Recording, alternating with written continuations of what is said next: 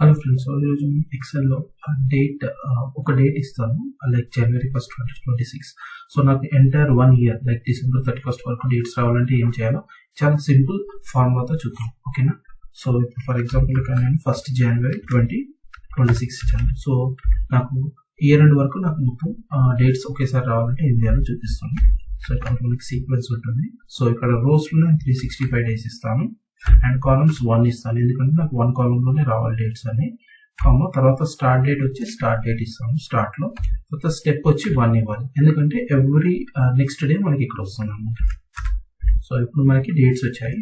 So వీటిని just మనము format ఇక్కడ ఫార్మాట్ తీసుకొని మొత్తం రేంజ్ అంతా సేమ్ ఫార్మాట్ ఇచ్చేది. ఓకే, సో ఫస్ట్ డేట్ మళ్ళీ సేమ్ వచ్చింది, అక్కడ నుంచి స్టార్ట్ అవుతుంది. Okay, so entire year dates వచ్చేసాయి మనకి. సో ఇది మెథడ్ 1. సో మెథడ్ 2 వచ్చి మనకి ఫిల్ ఆప్షన్ కూడా ఉంటుంది. సో ఫర్ ఎగ్జాంపుల్ ఇదే డేట్ నేను ఇక్కడ అప్డేట్ చేసుకున్నాను నెక్స్ట్ కాలమ్. సో ఇక్కడ ఫిల్లోకి వెళ్తే మనకి సిరీస్ ఆప్షన్ ఉంటుంది.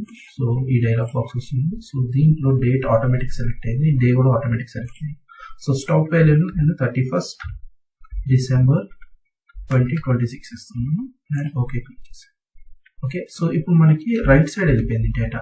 ఓకే, మనకి ఇలా రావాలి కానీ. సో దానికి ఆప్షన్ ఏంటంటే మళ్ళీ ఫిల్లోకి వెళ్ళి సిరీస్ ఆటో ఫిల్, ఇక్కడ ఎప్పుడైనా సరే కాలమ్ సెలెక్ట్ చేసుకోవాలన్నమాట.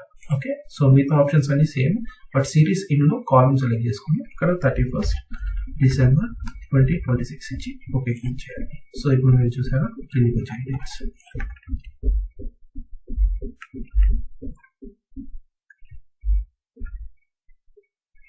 Thank you.